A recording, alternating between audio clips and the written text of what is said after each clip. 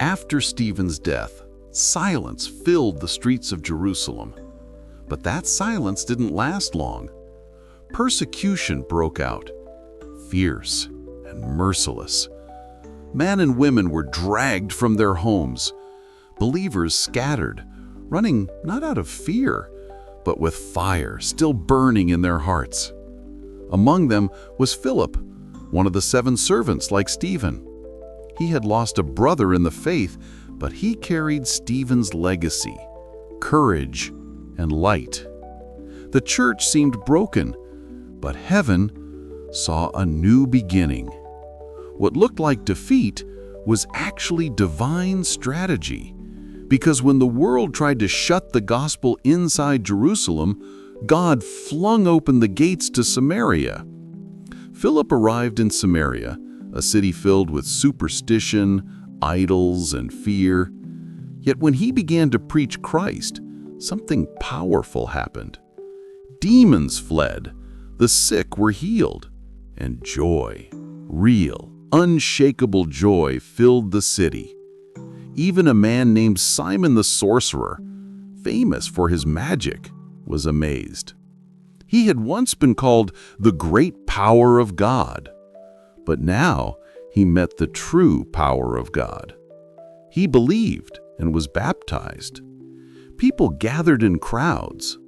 Samaria, once divided from the Jews, was now being united through the gospel.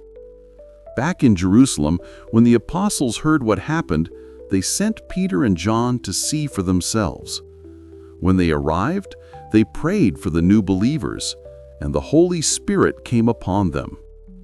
It was a moment of divine unity, proof that the gospel was never meant to stay behind walls, but to reach every heart.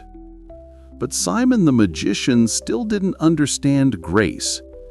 He saw the apostles lay hands on people and the Spirit fell, and he offered them money. "Give me this power," he said, "so that everyone on whom I lay my hands may receive the Holy Spirit." Peter's face grew stern. "May your silver perish with you," he said, "because you thought you could buy the gift of God." The air grew still. Simon trembled. He realized God's power is not for sale.